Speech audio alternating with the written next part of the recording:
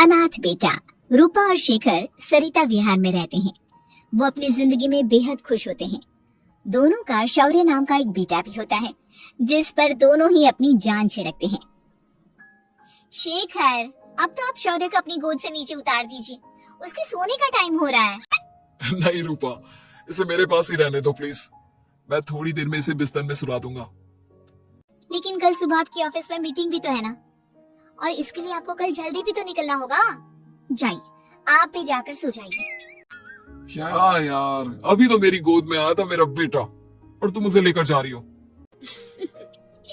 बाद में कर लेना अपने बेटे से प्यार, अभी जाकर सो जाइए। रूपा शेखर से शौर्य को ले रही होती है कि तभी शौर्य रोने लगता है। शौर्य को रोता देखकर रूपा उसे फिर से शेखर को थमा देती है। आपका बेटा ना एक नंबर का नौटंकी है, बिल्कुल आप पर गया है वो। साफ बोलो ना, तुम्हें जलन होती है हम दोनों बाप बेटे का प्यार देखकर। पहले बड़ा तो होने दो तुम शौर्य को, फिर देखना वो सबसे ज्यादा मुझे ही प्यार करेगा। देखते हैं। ऐसे ही दिन बीतते चले जाते हैं और एक दिन कैंसर की बीमारी के चलते रूपा की मौत हो जाती है। अब शौर्य 3 साल का हो चुका होता है, जिसके कारण उसकी दादी शेखर पर दूसरी शादी का दबाव बनाने लगती है। शेखर, शौर्य अभी बहुत छोटा है और उसे इस समय एक माँ के प्यार की बहुत जरूरत है। माँ, मुझे दूसरी शादी नहीं करनी। क्या पता जो दूसरी औरत आएगी वो मेरे बेटे को एक माँ का प्यार दे या ना दे। तो रूपा की छोटी बहन वैशाली से ही शादी क्यों नहीं कर लेता? वो तो शौर्य को एक माँ का प्यार पूरा दे सकती है ना। मैंने कहा ना माँ, मुझे दूसरी शादी नहीं करनी, और अपनी ही पत्नी की बहन से तो हरगिज नहीं। ऊपर से अगर रूपा देख रही होगी तो वो क्या सोचेगी? अपने लिए ना सही, लेकिन तुझे शौर्य के लिए तो शादी करनी ही पड़ेगी ना बेटा।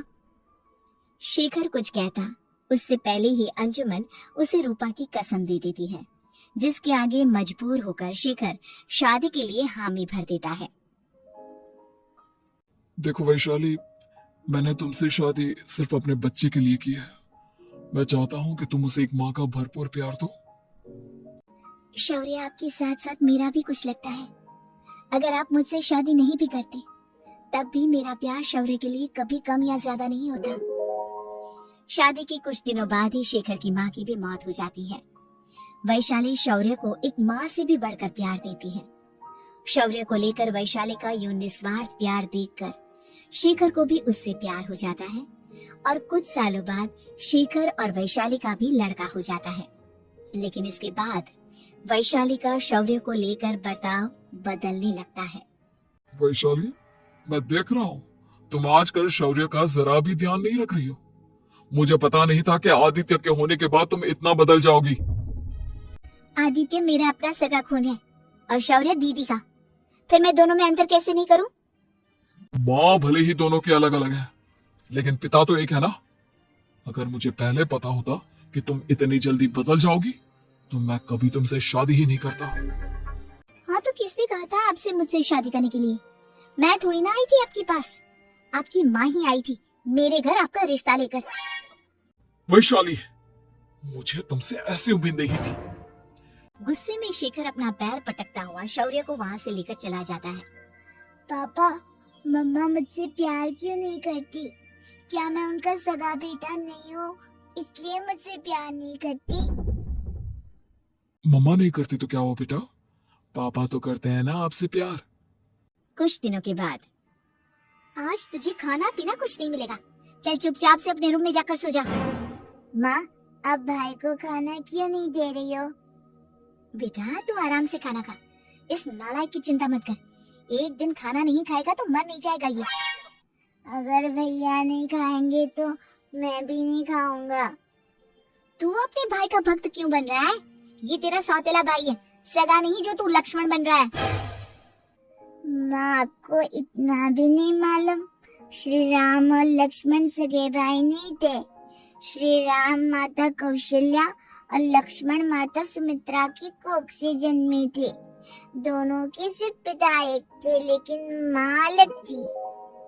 मुझे ज्यादा ज्ञान देने की जरूरत नहीं है, ये सतयुग और त्रेता युग नहीं है, समझे? आया बड़ा भाई का चमचा। इतना कहकर वैशाली वहां से चली जाती है, जिसके कुछ टाइम बाद शेखर वहां आता है और आदित्य उसे सारी बात बताता है। मुझे माफ कर दो शौर्य, तुम्हारी माँ के जाने के बाद मुझे दूसरी शादी का फैसला करना ही नहीं चाहिए था। अगर मैं दूसरी शादी नहीं करता तो शायद आज तुम्हारी ये हालत ना होती। नहीं पापा, अगर आप शादी नहीं करते तो मुझे आदित्य जैसा छोटा भाई कभी नहीं मिलता। थैंक यू मुझे इतना अच्छा भाई देने के लिए।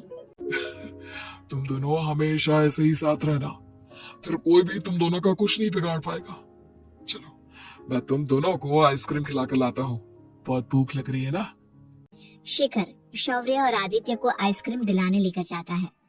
वो दोनों को पार्क में खड़ा करके आइसक्रीम लेने जा ही रहा होता है, तभी तेज रफ्तार से आती हुई एक गाड़ी उसे कुचल देती है और उसी पल शेखर की मौत हो जाती है, जिसके बाद शौर्य की जिंदगी नर्क से भी बदतर हो जाती है। सुन रही चिरकुट, इस घर के किसी भी सामान को मेरी मर्जी के बगैर हाथ मत लगाना।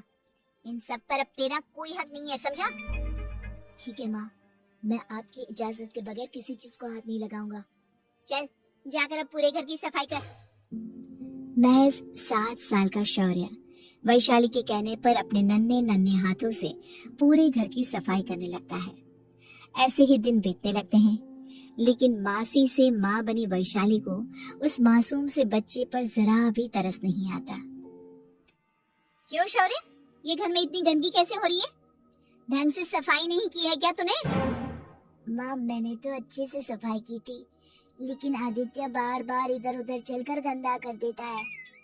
अच्छा, खुद से एक काम ढंग से नहीं होता और अपनी गलतियों का जिम्मेदार मेरे बेटे को ठहराता है। इतना कहकर वैशाली बांस का डंडा उठाकर शौर्य को जोर जोर से मारने लगती है। तभी वहां वैशाली के मायके वाले भी आ जाते हैं और उसकी सारी करतूतें देख लेते हैं। माँ मैं ऐसा क्या करूं जिससे आप मुझे भी आदित्य के जितना प्यार करोगी? बोलिए ना माँ, मेरे क्या करने से आपके अंदर मेरे लिए ममता जागेगी? वैशाली शौर्य की एक नहीं सुनती, उसके ऊपर डंडे बरसाती जाती है। हद पार होते देख वैशाली की माँ उसका हाथ पकड़ती है और जोर से उसे थप्पड़ मारती है। यही सब करने के लिए तूने दामाद जी से शादी की थी? हमने सपने में भी तुझसे ऐसी हरकत की उम्मीद नहीं की थी। तू माँ नहीं, माँ के नाम पर एक धब्बा है। बस कीजिए माँ, आदित्य के इस दुनिया में आने से पहले मैंने इसे बहुत प्यार किया था, लेकिन अब जब मेरी खुद की औलाद है तो मैं किसी और के बच्चे से प्यार क्यों करूं? अरे नालायक औरत, जिसे तू किसी और का बच्चा कह रही है वो तेरी खुद की सगी बहन का बच्चा है। बहन है तो क्या हुआ, मेरे अपने बच्चे से बढ़कर तो नहीं हो सकता ना ये कभी। अगर यही बात थी तो तू हमें पहले बता देती, हम शौर्य को अपने साथ ले जाते। उसे इस तरह प्रताड़ित करने की क्या जरूरत थी? अगर आपको लेकर जाना है ना तो ले जाइए इसे, मैं नहीं रोकूंगी। नहीं माँ, मुझे कहीं नहीं जाना, मुझे आपके साथ ही रहना है। मैं तेरी कोई माँ बाबा नहीं हूँ, तेरी माँ मर चुकी है, समझा? अब निकल जा मेरे घर से। माँ आप बहुत गंदी हो, मुझे भी नहीं रहना आपके साथ, मैं भी भाई के साथ ही जाऊंगा। अरे तू क्यों जाएगा, तू तो मेरा सगा बेटा है, जाने दे इसे। हम यहाँ ऐश से रहेंगे, तुम्हारे पापा बहुत सारी जमीन जायदाद छोड़ गए हैं तुम्हारे लिए। नहीं माँ, मुझे भाई के साथ जाना है, आप अच्छी नहीं हो, आप बहुत बुरी हो, आप भाई को बहुत परेशान करती हो। देख वैशाली, तुझसे ज्यादा समझ तो इस मासूम बच्चे में है। ये तेरे बुरे कर्मों का ही नतीजा है, जो आज तेरी सगी औलाद खुद से तुझे ठुकरा रही है। आदित्य, तुझे इस शौर्य ने भड़काया है ना मेरे खिलाफ? नहीं माँ, मुझे किसी ने भड़काया नहीं, पर मैं सब देखता हूँ, सब समझता हूँ। भाई बहुत अच्छा है, वो आपके जैसा नहीं है। चलिए नानी। इतना कहकर वैशाली के मायके वाले आदित्य और शौर्य को अपने साथ ले जाते हैं और इस तरह वैशाली बड़े से घर में अकेली पड़ जाती है। 2 बेटों के होते हुए भी आज उसे माँ कहकर बुलाने वाला कोई नहीं होता।